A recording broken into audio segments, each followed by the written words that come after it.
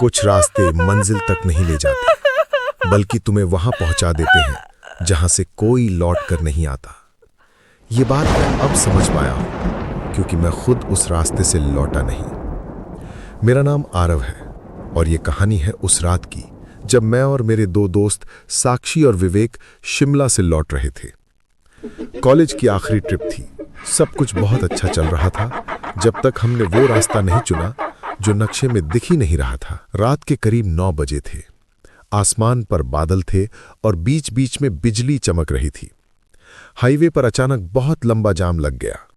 विवेक, जो गाड़ी चला रहा था, झुंझला कर बोला, यार आरव, कोई दूसरा रास्ता देखना। मैंने मोबाइल उठाया और जीपीएस खोला। वहां एक शॉर्ट रूट दिख रहा था, एक छोटी सी पहाड़ी सड़क के जरिए जो सीधे सोलन से जुड़ रही थी। हमने सोचा टाइम बच जाएगा। अगर हमें जरा भी अंदाजा होता कि उस रास्ते पर क्या इंतजार कर रहा है, तो हम शायद कभी वहां मुड़ते ही नहीं। बारिश और परछाइयां। जैसे ही हम उस रास्ते पर मुड़े, बारिश शुरू हो गई। वो सड़क बहुत तंग थी, दोनों तरफ घना जंगल और बीच बीच में धुंध की मोटी चादर।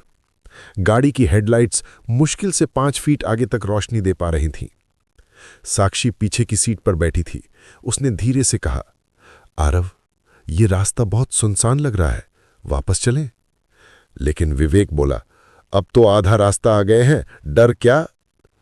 डर क्या? उसी वक्त हमने देखा, सामने सड़क के किनारे एक औरत खड़ी थी। उसने सफेद रंग की चुन्नी ओढ़ रखी थी, बाल गीले थे और वो हाथ हिला रही थी जैसे लिफ्ट मांग रही हो। विवेक ने ब्रेक लगाई।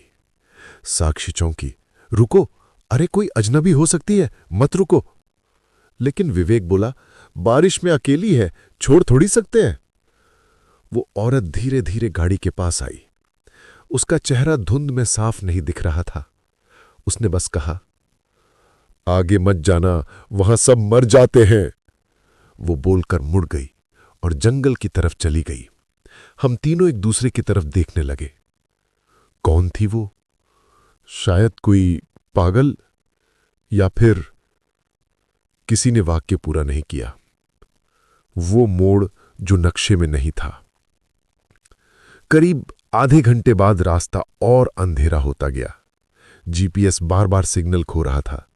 विवेक ने कहा, यार कुछ गड़बड़ है, ये वही रास्ता नहीं लग रहा है। तभी सामने हमें एक बोर्ड दिखाई दिया, कुमार लॉज, 1 किलोमीटर।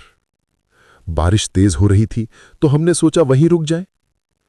वो जगह बहुत अजीब थी। एक पुराना सा लॉज बीच जंगल में, सामने बस एक टिमटिमाती ट्यूबलाइट और जंग लगा हुआ नाम का बोर्ड। अंदर एक बूढ़ा आदमी बैठा था। रात भर के लिए एक रूम चाहिए, मैंने कहा। वो बूढ़ा बिना मुस्कुराए बोला, ऊपर वाला कमरा ले लो, नीचे के कमरे में अब कोई नहीं रुकता। उसकी आंखों में कुछ था, जैसे उसने कोई ऐसी चीज देखी हो जो इंसान नहीं देख पाता। कहानी की शुरुआत। कमरा पुराना था, दीवारों पर नमी थी और खिड़की के बाहर सिर्फ अंधेरा। हमने सामान रखा और मैंने चारों तरफ नजर दौड़ाई। दीवार पर एक फ्रेम टंगा था, एक पुराने जोड़े की फोटो। नीचे लिखा था, रवि और प्रिया हमेशा साथ। फोटो देखकर साक्षी मुस्कुरा दी। कितना प्यारा कपल होगा। लेकिन कुछ अजीब था उस फोटो में। उन दोनों की आंखें ऐसी लग रही थीं जैसे सीधे हमें देख रही हों। रात के करीब 12 बजे विवेक बोला, नीचे से किसी के चलने की आवाज आ रही है। हम सबने ध्यान लगाया। वाकई नीचे से किसी के कदमों की आवाज आ रही थी, धीरे धीरे, जैसे कोई लकड़ी के फर्श पर नंगे पांव चल रहा हो। विवेक ने कहा, चल नीचे देखते हैं कौन है। हम दोनों डर गए, लेकिन वो नहीं माना। हम तीनों टॉर्च लेकर नीचे उतरे।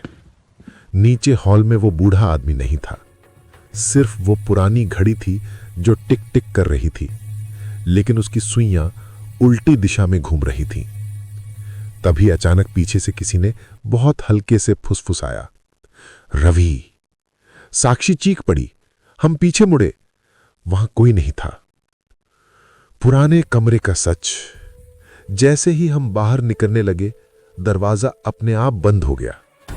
सारे कमरे में अंधेरा फैल गया। टॉर्च की रोशनी में दीवारों पर धब्बे जैसे दिखाई देने लगे, लेकिन वो धब्बे खून के निशान थे।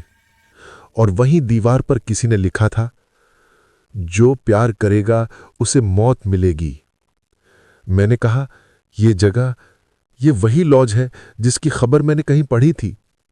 साक्षी ने कांपती आवाज में पूछा, कौन सी? मैंने बताया, 1987 में यहां एक जोड़ा ठहरा था, रवि और प्रिया।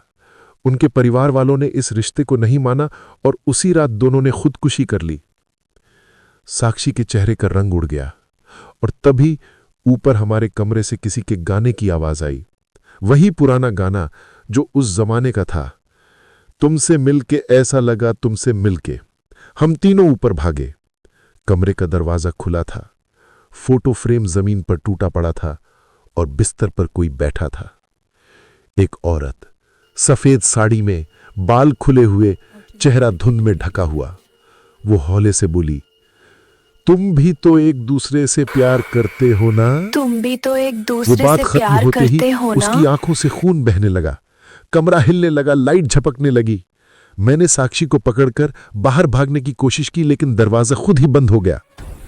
विवेक ने पूरी ताकत से खिड़की तोड़ी और बाहर कूद गया। हम दोनों पीछे पीछे भागे। अंतिम मोड़।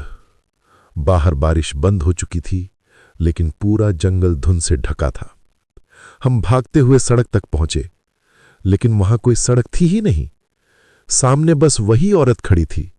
वो मुस्कुरा रही थी, धीरे से बोली, मैंने कहा था ना, आगे मत जाना। और अगले ही पल सब कुछ गायब। सुबह पुलिस को हमारी कार सड़क के किनारे बंद मिली। उसमें सिर्फ एक आदमी था, विवेक। वो जिंदा था, लेकिन बोल नहीं पा रहा था।